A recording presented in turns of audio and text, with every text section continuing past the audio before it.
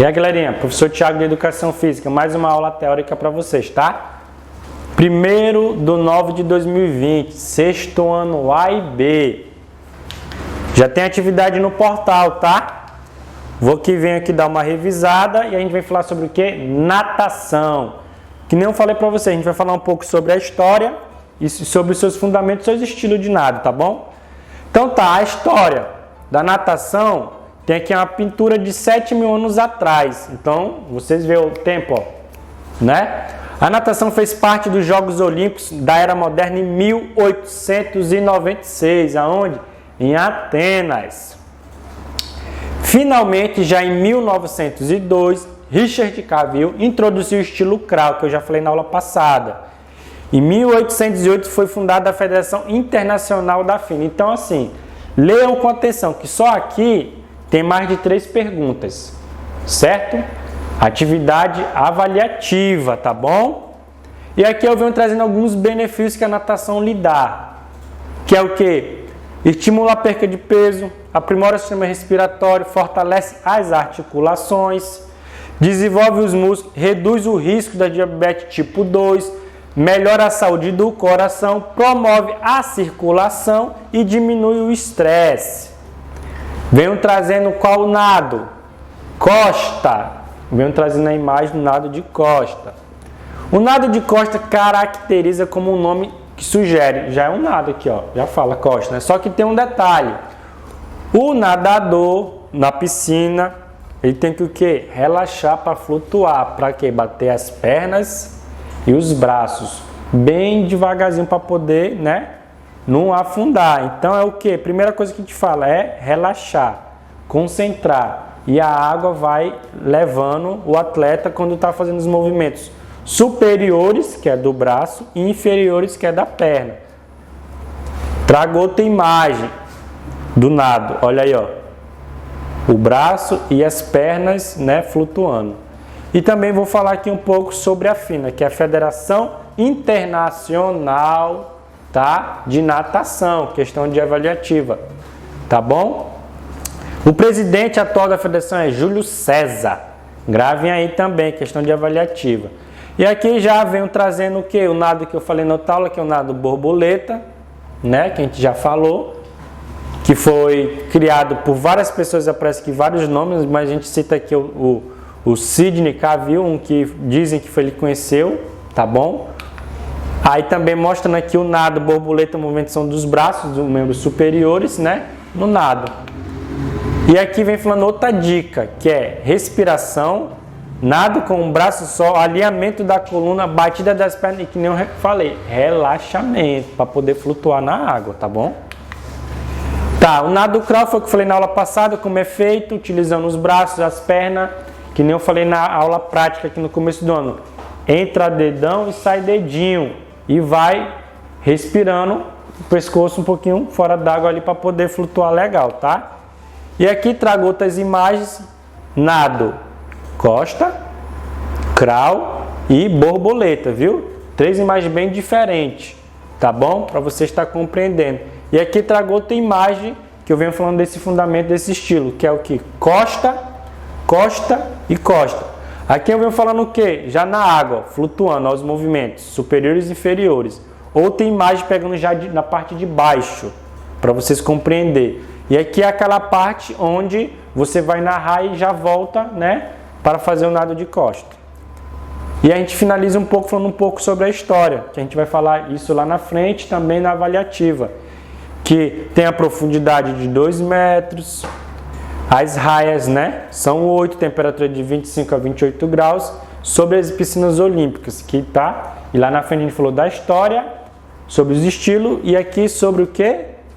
Sobre as regrazinhas, para você fazer uma piscina olímpica, onde você tem que nadar e aprender também a fazer atividade. Então tá, questão da avaliativa já tá, 3º bimestre, no portal, façam, leiam com cuidado, marque lá o X certinho, tá bom? Até a próxima aula. Fechou!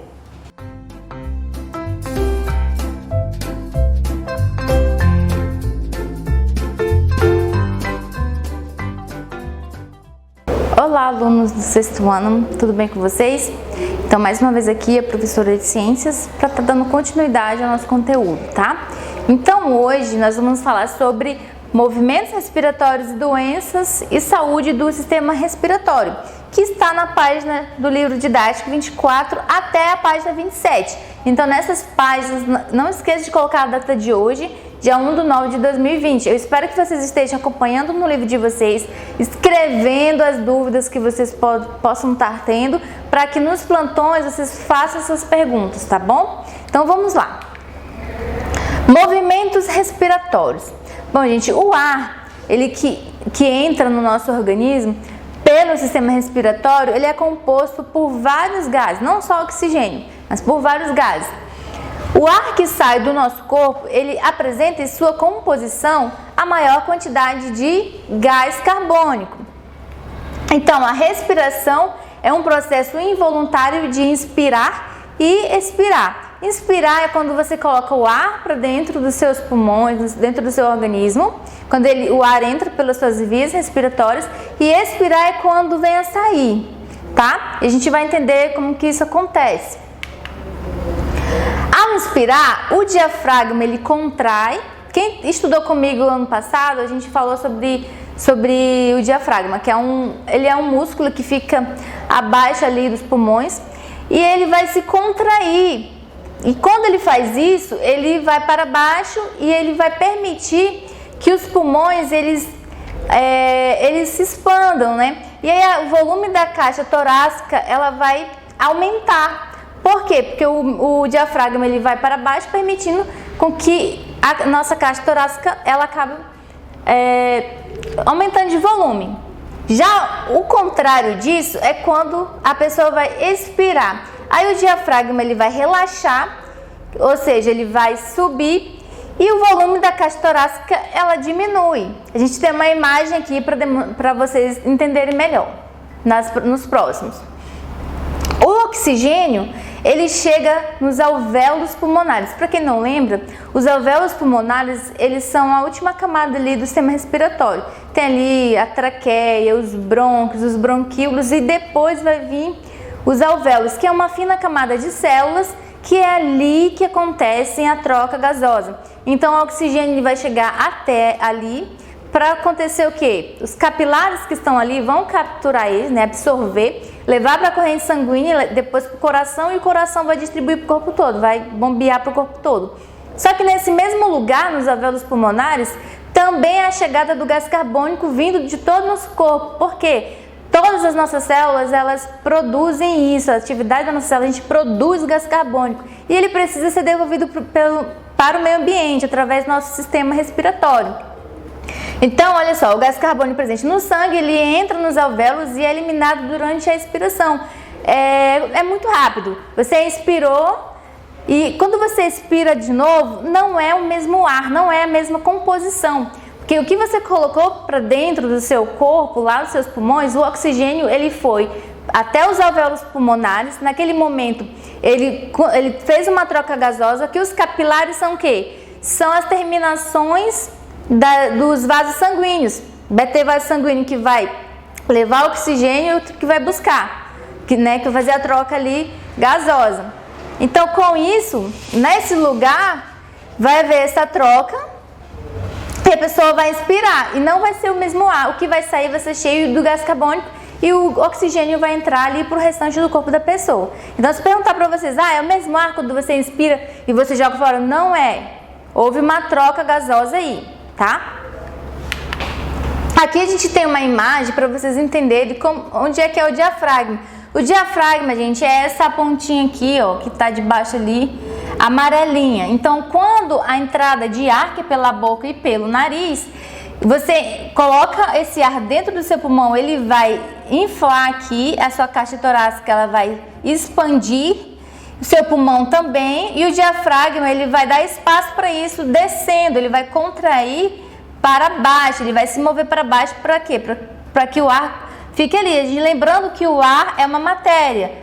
Falei para vocês que matéria esse ano ainda é tudo que tem massa e ocupa lugar no espaço. Então, se ele ocupa lugar, ele precisa de espaço aqui, ó.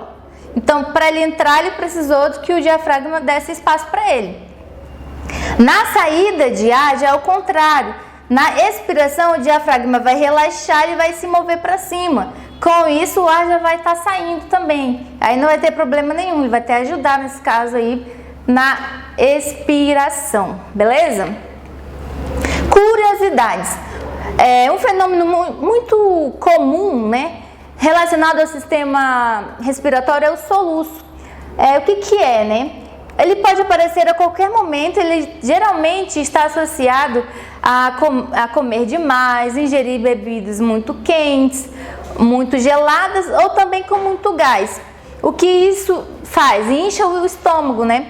Isso vai causar contrações repentinas e involuntárias no diafragma, ou seja, o diafragma ele vai estar ali irritado e vai acontecer esse movimento ali que é involuntário. E por causa disso, vai acontecer o ruído, que é característico do soluço, vai ocorrer em razão do fechamento súbito da passagem do ar pela laringe. Lembra que eu falei nas aulas passadas? A laringe é ali que vai ter ali as pregas vocais, né? Isso vai fazer com que produza a vibração das pregas vocais e vai fazer aquele barulho que é característico do soluço. Então, é por causa do quê? Do bendito diafragma que ficou irritado, por causa de comer demais, bebidas quentes, ou muito frias, ou com gás também, tá? Continuando aqui. Agora a gente vai falar sobre as doenças e saúde do sistema respiratório. Olha só, na inspiração, o ar que entra no nosso corpo, ele vem com partículas e substâncias que tem nele, né? E muitas vezes pode fazer mal. A poluição, a poeira, que muitas vezes ocasiona alergias ou mesmo dano ao nosso organismo, acaba afetando ali o nosso sistema respiratório.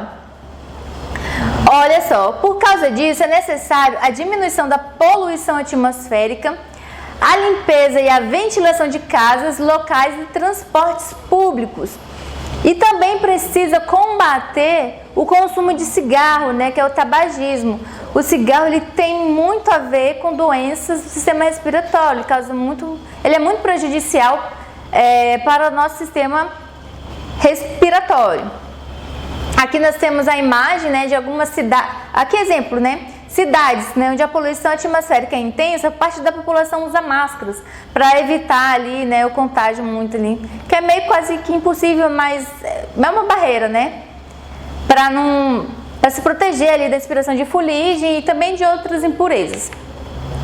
Bom, essas doenças elas podem ser causadas por diversos micro-organismos, que podem ser vírus, bactérias ou fungos. Podem ter natureza alérgica ou desencadeada por outros fatores, né? Exemplo lá que eu falei do cigarro. Em nenhuma situação pode se automedicar. Então, você sentiu alguma coisa, uma dificuldade de respirar, alguma coisa, não se automedique, porque tem que ter uma avaliação médica para isso, para você tomar remédios.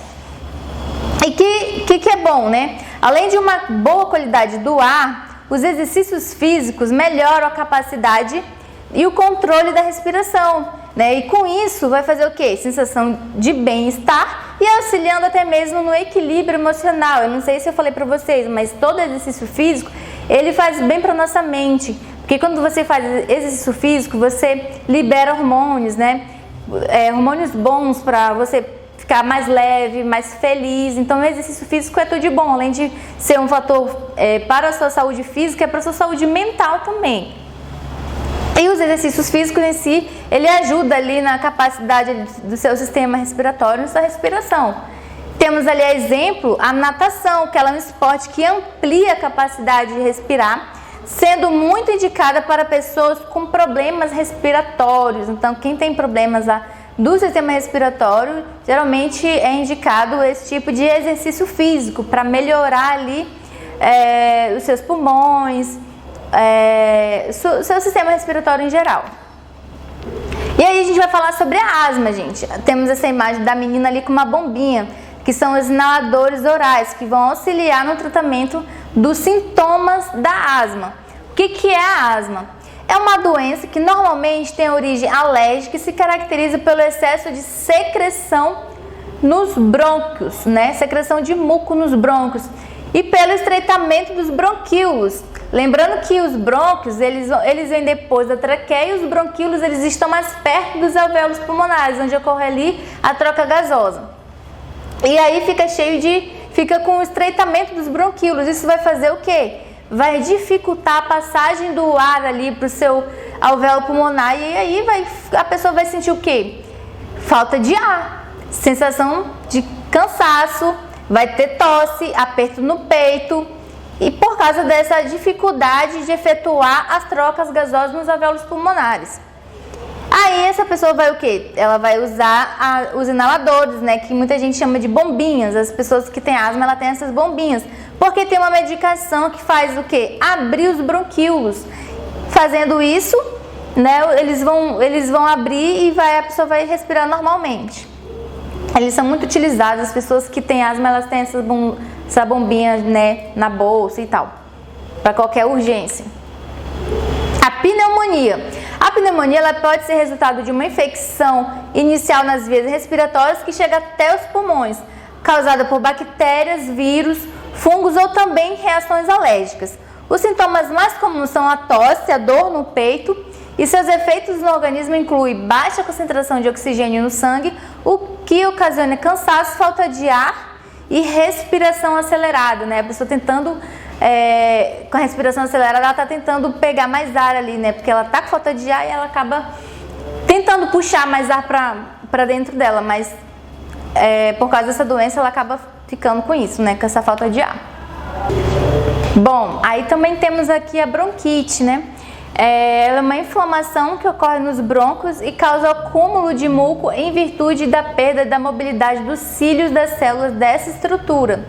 Lembrando, gente, que ite é sempre uma inflamação. Rinite é uma inflamação, gastrite é uma inflamação, tudo que termina em ite é uma inflamação. Lógico que em locais diferentes, né? Tem situações diferentes. Bom, esse acúmulo de secreção faz com que os brônquios fiquem permanentemente inflamados e contraídos, o que vai dificultar a passagem de ar. Os principais sintomas incluem tosse, é bem parecido com as outras, que é a pneumonia e com a asma, né? Tosse, falta de ar, só que tem inclui aqui chiado no peito. A bronquite, ela pode ser passageira ou pode ser duradoura. O cigarro é uma das suas principais causas, né? Lembrando que eu falei para vocês do tabagismo, como ele é prejudicial para a nossa saúde, só para frisar. Ela também pode ser causada por infecção viral ou bacteriana e até mesmo pelo contato das vias respiratórias com poluentes. E quando a inflamação atinge os bronquíolos, a doença é denominada bronquiolite, beleza? Aqui temos uma imagem, né, vamos aqui analisar um bronquíolo saudável, lembrando que bronquíolo é como se fosse aquela árvore invertida que fica ali dentro dos pulmões, que logo depois ela vem os alvéolos pulmonares, nas terminações. Aí temos o bronquíolo, lembrando que isso é bem pequenininho, aqui tem uma imagem maiorzinha para a gente entender. Temos ali o bronquíolo normal, a gente consegue ver a passagem do ar, tá bem espaçoso ali. Temos o alvéolo pulmonar, a gente vê que ele está tirando aqui exatamente ali dos brônquios ali, ó, a imagem está tirando ali da menina e aumentando aqui para o lado. No caso da imagem abaixo, está mostrando aqui a bronquiolite. O bronquíolo, ele está inflamado, então tem muco aqui dentro dele, ó, acúmulo de muco e redução do espaço para passagem de ar. E aí o que vai acontecer? Vai entrar pouco ar aqui, aí a troca de gases é mais lenta e difícil. Por isso que a pessoa fica com falta de ar, porque está entupido aqui o bronquíolo da pessoa, aí o ar não consegue entrar ali no alvéolo pulmonar, nessas bolinhas aqui que ocorrem a troca gasosa.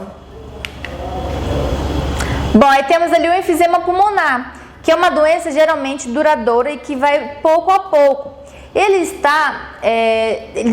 vai destruindo os alvéolos pulmonares. Ele é muito comum nas pessoas que fumam por muito tempo. Então, por muitos anos, né? Que provoca diversas reações, como inflamações crônicas em decorrência da inalação de fumaça e obstrução das vias aéreas, causando dano aos alvéolos. Pode levar à morte em razão da baixa capacidade de trocas gasosas, o que resulta na falta de oxigênio no organismo. Ou seja, a pessoa vai morrer sem oxigênio por causa que os alvéolos pulmonares eles foram prejudicados, decorrentes ali do uso de cigarro. E aí temos ali Uma curiosidade, olha só. Muitas alergias estão relacionadas ao sistema respiratório, sendo geralmente causadas pela entrada de materiais indesejados no organismo por meio das vias respiratórias. A reação a esses corpos estranhos ocorre muitas vezes com espirros, rinites, asma ou bronquite. São bastante comuns as alergias causadas por ácaros, pequenos organismos que vivem nas casas no meio de roupas de cama, cortinas, tapetes e colchões. No entanto, os agentes causadores desses processos alérgicos podem ser também poeira, pólen, produtos químicos, cigarros e alguns remédios, né? Só para acrescentar aqui sobre a aula, né? Essa curiosidade. Então, é isso. E aí, terminando essa aula sobre as doenças, né? E os movimentos respiratórios, né? Do diafragma, temos o exercício do livro didático da página 28, 30, 31, 32 e 33. Então faça esse exercício. Não esqueça de gravar aí as dúvidas de vocês e a gente se vê no plantão. Até mais!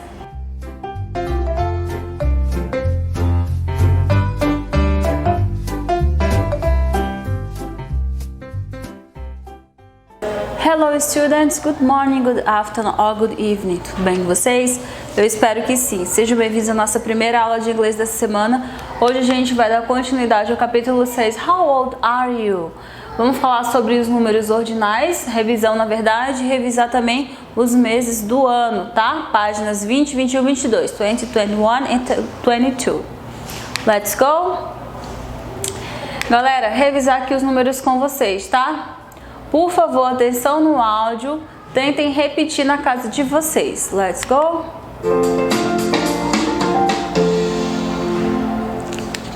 Chapter 6, Track 32. First, First, second, second, third, third, fourth, fifth, sixth, seventh, eighth, ninth, 10th, 11th, 12th, 13th, 14th, 15th, 16th, 17th, 18th, 19th, 20th, 21st, 22nd,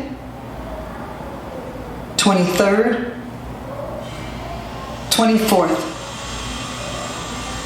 30th, 31st. Os três primeiros, falei para vocês na aula passada, que são mais especiais, né? First, second e third. Fora esses três, a terminação de todos os outros vai ser com TH. A língua de vocês tem que ir um pouquinho atrás do dente de cima, tá? Aí sai um sonzinho parecido com F. Por exemplo, fourth, fifth e assim por diante. Tem professores que ensinam isso, vocês posicionando a língua de vocês entre os dentes de cima e o de baixo. E eles até fazem exercícios com isso em sala de aula. Não é o 100% correto, mas atinge ao som esperado do TH, tá bom? Que aí sai algo parecido com isso. Fourth, fifth, sixth, botando a língua entre os dentes de cima e de baixo, tá bom? Mas vocês sabem que a nossa avaliação é totalmente escrita, principalmente agora, nesse momento que a gente não tem aula presencial, não tem como eu ficar corrigindo, né, como vocês estão falando ou não. E também a questão dos exercícios e atividades, que é escrito, tá, galera? Então, bastante atenção na escrita, por favor. Já lá na página 20 ainda, a gente tem aí a questão da preposição in ou on. Quando eu tô falando de data, quando eu falo só o ano ou só o mês, eu utilizo o in. Quando eu utilizo uma data fixa, essa data vai ter que vir, a preposição que eu vou utilizar vai ser o on, porque é uma data fixa. Então tem o númerozinho e tem o mês que eu tô falando aquilo. Por exemplo, Ricardo was born in 20... 9, no caso, a gente pode falar 2009 or 29 aqui. Ricardo was born in January 2009. Ele nasceu em 2009, ele nasceu em janeiro de 2009. Agora, quando eu vou falar data fixa, Ricardo was born on January 11th, 2009. Ele nasceu 11 de janeiro de 2009. Então, isso aqui é um exemplo para vocês poderem responder questão A, B, C e D, tá bom? Pausa o vídeo, se atentem à regrinha que eu falei agorinha para vocês sobre o in e o on e responda, volta aqui para corrigir, tá?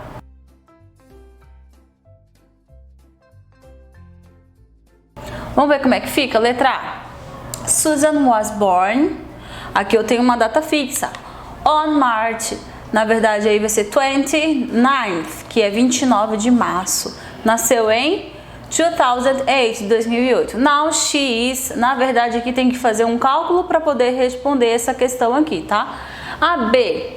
How old is Anna if she was born? Aqui eu não tenho a data fixa. Ela nasceu nos anos 90 em abril. Então, aqui eu utilizo o in, tá? Aqui, na verdade, vai ficar 12, que se você contar, dá isso. Now she is 12 years old. Já aqui tem que fazer quantos anos que ela vai ter. Ora, de 90 para cá, 90, 2000, 2010, 2020, ela tem 30. She is 30, ela tem 30 anos. My father was born. Aqui eu tenho só o ano. Eu posso utilizar o on? Não, não posso utilizar só o on. Tenho que utilizar o in. Então, in 1982, ou posso dizer 1982, mais comprido ainda, né? His birthday is, aqui já é uma data fixa, tenho aqui 20 de maio. Então, on May 20th, que é o 20º, né? How old is he now? Qual a idade dele agora? Se ele nasceu em 82, he is 38 years old. E por fim, my birthday is, data fixa, on November 11th. When is your birthday? Tudo facinho de responder. A questão dos números era só fazer os cálculos, tá, galera? Desse ano que ele citou até 2020 para poder responder. Indo mais adiante, página 21. Complete the sentence with the corresponding information. Follow the example. Então, eu tenho aqui falando sobre os meses do ano. E a seguinte informação, né? As mais difíceis, acredito eu, seja a questão da ordem dos meses, que vocês vão, às vezes, ter que completar com o nome do mês e às vezes tem que completar com o número de ordem dele. Por exemplo, April, eu sei que tem January, February, March e April. Então, ele é o fourth month, ele é o quarto mês. Então, nisso eu tenho que lembrar aqui como que são os números ordinais, como que se escreve os meses do ano. Lembrando que meses do ano inicia com letra maiúscula em inglês. Não só isso, como eu também tenho que saber de alguns feriados, Independência do Brasil, Dia das Mães, o Dia dos Professores, Dia dos Pais, etc. Se atentem a essas regrinhas para responder, tá? Pausa o vídeo, responde e volta aqui pra gente corrigir junto.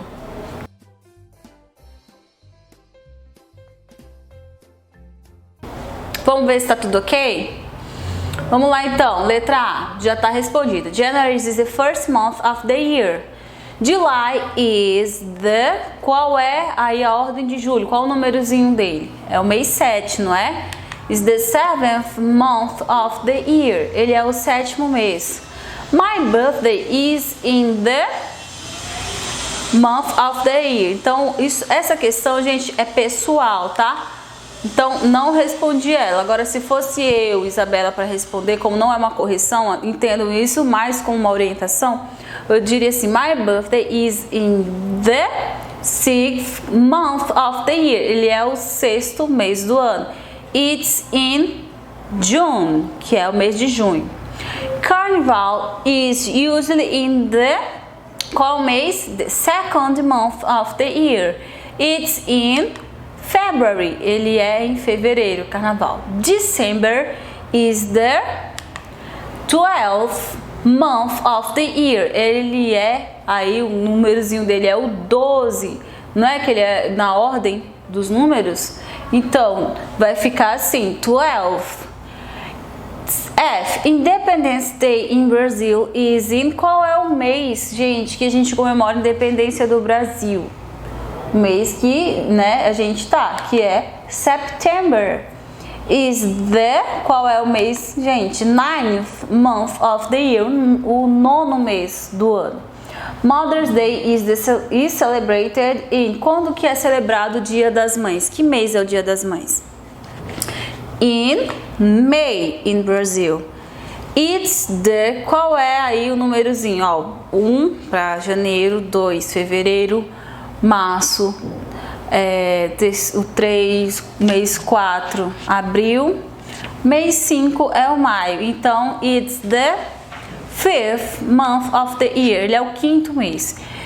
In Brazil, Teacher's Day is in October. Is the 10th month of the year. Ele é o 10º mês do ano. Father's Day is in the. Qual é o mês que é comemorado o Dia dos Pais? É o 8º mês do ano. Is in the 8th month of the year. It's in August. Ele é em agosto, no mês passado, tá? Indo mais adiante, a gente tem na página 21 algumas frases que vocês têm que escolher a opção correta de preposição. Lembrando das regras, a gente utiliza on quando tem data marcada.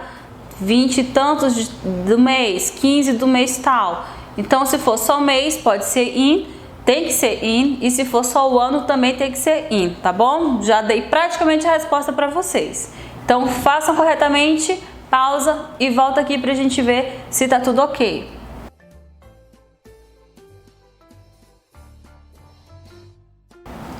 Letra A, galera, fica como? The next holiday is. Aí eu tenho só o mês, então eu utilizo o in. B. Jen's birthday is. Já é uma data marcada. On June. Aí eu tenho 23rd, que é o 23º dia de junho. The math exam is. Dia da semana, regrinha. Eu utilizo o on. On Monday. Laura's classes start in March. E. We're traveling to my grandpa's house on Christmas Day. Quando eu tenho um feriado, gente, desse assim, dessa escala como o Natal, é uma data marcada, como se eu estivesse dizendo ali que vai ser dia 25 de dezembro, que é um dia marcado, Christmas Day, tá? F. My brother was born. Aí eu tenho só o ano, então eu utilizo o in. E G. Aqui eu já tenho uma data marcada, aí eu vou utilizar o on. Aí seguindo dessas informações aí, July 20th, 1969, Neil Armstrong was the first human to step on the moon, que é a primeira pessoa a pisar na Lua nesse ano de 1969, dia 20 de julho. Acabou, teacher? Ainda não. Lá na página 22, eu tenho um exercício. Complete the questions and answers correctly. Então, tem que fazer cálculo, gente. De 2015 para cá, qual a idade desse jovem? Depois, desse outro rapaz que nasceu em 79, qual a idade dele hoje? Lembrando que todas as de cima são perguntas. E para saber a idade, a gente sempre utiliza a mesma pergunta. Então, how old? Lembrando também que a gente tem que utilizar o pronome. Se tivesse o nome dessas pessoas aqui, tudo bem a gente colocar how old is, por exemplo, se fosse George. How old is George? Por que eu tô falando isso? Porque lá na última opção aqui, na última questão desse slide, dessa apresentação, tem uma pessoa que nasceu em 1942, e no final ali não tem o pronome he. Então o livro de vocês ele tem um pouquinho disso, né? Como se fosse uma pegadinha. Ora, ele mostra ali a expressão toda completa. Você só coloca how old. Mas chegou lá naquele cara que nasceu em 42, não tem o he. Então, atenção, escreva o he. How old is he? Já aqui, gente, fazendo os cálculos, que uma pessoa que nasceu em 2015, hoje, tem quantos anos? He is 5 years old. Nasceu em 79, quantos anos tem hoje? He is 41 years old. E a pessoa que nasceu em 42? Gente, na verdade isso é uma mulher. Desculpa, eu entendi errado. Desculpa. Mil desculpa. I'm so sorry. É uma mulher. Por quê? Porque tem she, tá? Tem she. She is 78. Então, por favor, corrija no caderno de vocês. A teacher não olhou direito. Não é he no final da expressão de pergunta, é she, tá? A resposta, eu sei disso por causa só desse pronome aqui, do she. Porque a gente não consegue ver nem brinco, nem nada, né? Pois é, eu fiz essa confusão, mas não faça isso no livro de vocês, por favor, tá? Indo mais adiante, tem outras pessoinhas aí que nasceram em 2001, 87 e 2010. Então, como é que fica as perguntas? How old is he? How old is she? And how old are they? Ali fica um pouquinho diferente por causa da questão do plural, tá? E as respostas, gente, tem que calcular. Já feito isso, vamos lá. Quem nasceu em 2011 pra cá? He is 19 years old. She is 33, isso mesmo. 33 years old. E por fim, they are, todos eles têm a mesma idade. Que nasceu em 2010 só tem 10 anos de lá pra cá. They are 10 years old, tá? Espero que não tenha ficado com confusão, mas ficado, vocês sabem onde me encontrar, tá bom? Tô toda segunda-feira disponível pra vocês, no horário de vocês, sexto ano. É só se atentar direitinho aos horários. E até a nossa segunda aula, então. Bye, bye!